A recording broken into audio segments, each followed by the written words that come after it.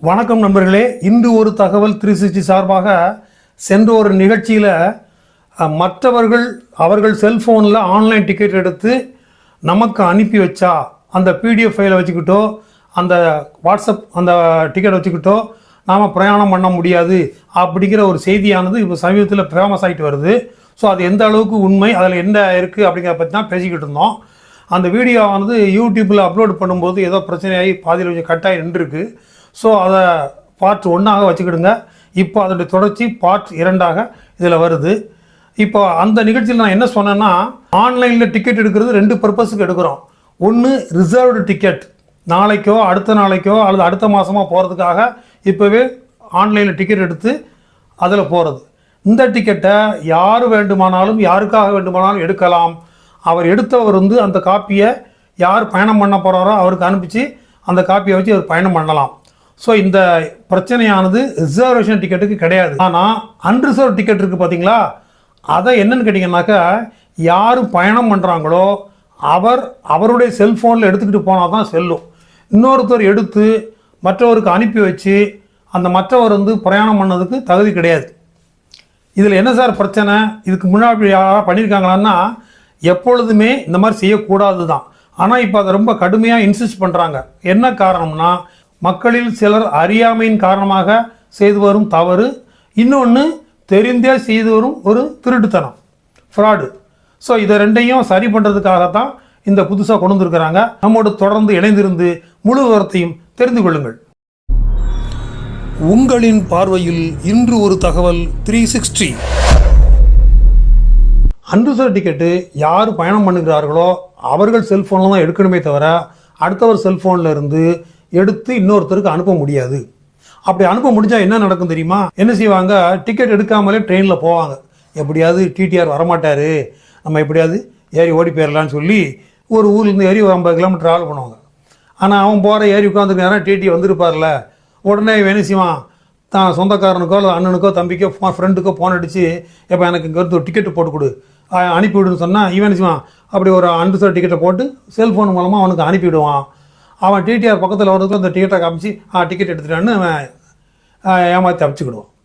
TTR வரலன்னா ticket எடுக்காமலே போய் இறங்கி போயிடுவான். ஸோ இந்த மாதிரி ஒரு சந்தர்ப்பம் இருக்குது இல்லையா? ஸோ இதை அவாய்ட் பண்ணுறதுக்காக தான் இந்த அன்ரிசர்வ் டிக்கெட்டை ஒருத்தர் எடுத்து அது இன்னொருத்தருக்கு மாற்ற முடியாது, இன்னொருத்தருக்கு டிரான்ஸ்ஃபர் பண்ண முடியாது, வாட்ஸ்அப் மூலமாக அனுப்ப முடியாது. ஏன், உங்கள் செல்ஃபோனில் அது ஸ்க்ரீன்ஷாட் கூட எடுக்க முடியாது. நீங்கள் வேணால் ட்ரை பண்ணி பாருங்கள். இந்த ஆன்லைனில் அன்ரிசர்வ் டிக்கெட் எடுத்துட்டீங்கன்னா அதில் ஸ்க்ரீன்ஷாட் எடுக்கக்கூடிய ஆப்ஷனே அதில் கிடையாதுன்னு சொல்லிடும். ஸோ அந்த செல்ஃபோனை கையில் கொண்டு போகணும். ஆனால் நம்ம ஆளுங்க அதுலேயும் விவரமான ஆளுகள். என்ன நடந்துச்சுன்னு கேட்டிங்கனாக்கா, என்னுடைய அம்மா ட்ராவல் பண்ணி போகிறாங்க. நான் என்ன செய்கிறேன், என்னுடைய செல்ஃபோனில் டிக்கெட் எடுத்து அந்த டிக்கெட் என் செல்ஃபோனில் இருக்கும் இல்லையா, அதை ஸ்க்ரீன்ஷாட் என் செல்ஃபோனில் எடுக்க முடியாது. ஸோ எங்கள் அம்மாவுடைய செல்ஃபோனை வாங்கி அதை அப்படியே ஒரு கிளியராக ஒரு ஃபோட்டோ எடுத்துடுறது. ஃபோட்டோ எடுத்து இதை கொடுத்து அனுப்பிட்டா நிறைய பேர் இப்படி பண்ணிக்கிட்டு இருக்காங்க. இதை தெரியாமல் தவறுதலாக செய்கிறவங்களும் இருக்காங்க. ஆனால் இதை விவரமாக இந்த ஒரு செல்ஃபோனில் ஃபோட்டோ எடுக்கிற மாதிரி எத்தனை செல்ஃபோன்லேயும் ஃபோட்டோ எடுக்கலாம்ல? அப்போ இந்த ஒரு டிக்கெட்டை வச்சுட்டு 5 செல்ஃபோனில் ஃபோட்டோ எடுத்து 5 பேர் பயணிக்கலாம்ல? ஸோ இந்த மாதிரி நிறைய பேர் தெரியாமல் பண்ணுறவங்க கொஞ்சம் பேர். ஸோ புரியாமல் சார் இதை வச்சு ஒரு ஃபோட்டோ எடுத்து கொடுத்து அனுப்பிடலான்னு சொல்லி. ஸோ அங்கே டிடி இது அவ்வளோ சீரியஸாக பார்க்குறது இல்லை. அன்று சார் டக்கு டக்குன்னு பார்த்து போகிறதுனா ஃபோன் எடுத்து பார்த்துட்டு அவர் போயிட்டே இருப்பார். இது ஃபோட்டோ எடுத்ததா அல்லது இந்த அப்ளிகேஷன் எடுத்தான்னு பார்க்கப்படாது. ஆனால் இப்போ அதை கவர்மெண்ட்டில் இன்சிஸ்ட் பண்ணுறான், நீ செல்ஃபோனில் அவங்க டிக்கெட்டை காட்டினா அப்போ எடுக்காத, திருப்பி அப்ளிகேஷனை திறந்து அதில் டிக்கெட் இருக்கான்னு பாருன்னு சொல்கிறாங்க. ஏன்னா இந்த மாதிரி ஃப்ராடை அவாய்ட் பண்ணுறதுக்காக தான். ஸோ இது ஃப்ராடு தானே, ரயில்வேக்கு நஷ்டம் இல்லையாது. ஸோ இதை அவாய்ட் பண்ணுறதுக்காக தான் அன்ரிசர்வ் டிக்கெட்டை மட்டும் அவரவர் செல்ஃபோனில் எடுக்கணும். அந்த டிடி கேட்கும்போது அந்த செல்ஃபோனில் மை புக்கிங், அந்த ரயில் ஒன்கிற ஆப்பில் மை புக்கிங்கில் இருக்கும். அந்த இதை ஸ்க்ரீனை திறந்து காட்டணும். அப்படி காட்டும்பொழுது கூட அதில் டைம் ஓடிக்கிட்டே இருக்கும். ஒரு குறிப்பிட்ட இத்தனை நிமிஷம் தான் காட்டிக்கிட்டு இருக்கும். அது முடிஞ்சு போச்சுன்னா திருப்பி அந்த அப்ளிகேஷனில் போய் திருப்பி எடுத்து காட்டணும். ஸோ அந்த மாதிரி விவரமாக நிறைய பண்ணியிருக்கிறாங்க. ஆனால் நம்ம ஆளுங்க எல்லாம் கில்லாடிய இந்த மாதிரி அவசரமாக பார்ப்பார், கவனிக்க மாட்டார்னு சொல்லி ஃபோட்டோ எடுத்துகிட்டு போய் நிறைய பேர் மாட்டிக்கிட்டாங்க இப்போ. ஸோ அதனால் இப்போ ரொம்ப ஸ்ட்ரிக்டாக கவனிக்க சொல்லிட்டாங்க. இனிமேல் அன்ரிசர்வ் டிக்கெட்டுகள் அவரவர் செல்ஃபோனில் தான் எடுத்துகிட்டு ட்ராவல் பண்ணலாமே தவிர இன்னொருத்தர் செல்ஃபோனில் எடுத்துட்டு அதை ஃபோட்டோ எடுத்தோ பிடிஎஃப் ஃபைலாக மாற்றியோ ஸ்க்ரீன்ஷாட் எடுக்க முடியாது.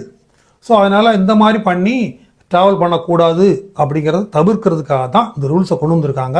ஸோ நண்பர்களே ஞாபகம் வச்சுக்கிடுங்க, நீங்கள் ஆன்லைனில் அன்ரிசர்வ் டிக்கெட் எடுங்க, அதுதான் உங்களுக்கு லாபம். 3% டிஸ்கவுண்ட் உண்டு. அதனால் நீங்கள் தாராளமாக அன்ரிசர்வ் டிக்கெட் உங்கள் செல்ஃபோனில் எடுத்து நீங்கள் ட்ராவல் பண்ணுங்கள். உங்கள் அம்மா நீங்கள் ட்ராவல் பண்ண போகிறோன்னா அவங்க செல்ஃபோனில் எடுங்க. உங்கள் நண்பர் ட்ராவல் பண்ணார்னா அவருடைய செல்ஃபோன் வாங்கி அவருடைய செல்ஃபோனில் அந்த ரயில் ஒன்கிற ஆப்பை இன்ஸ்டால் பண்ணுங்கள், அவருக்கு டிக்கெட் எடுத்து கொடுங்க. ஆனால் அன்ரிசர்வ் டிக்கெட்டை ஒருத்தர் எடுத்துகிட்டு அதை இன்னொருத்தருக்கு வாட்ஸ்அப் மூலமாகவோ ஸ்க்ரீன்ஷாட் எடுப்பதன் மூலமாகவோ ட்ரான்ஸ்ஃபர் பண்ண முடியாது. என் நண்பர்களே, இந்த தகவலை பற்றிய உங்களது கருத்துக்களை மறக்காமல் கமெண்ட்ஸ் பதில் தெரிவிங்க. நம்ம நிகழ்ச்சிக்கு இதுவரைக்கும் சப்ஸ்கிரைப் பண்ணாதவங்க சப்ஸ்கிரைப் பண்ணுங்கள், ஷேர் பண்ணுங்கள், லைக் பண்ணுங்கள். நன்றி, வணக்கம்.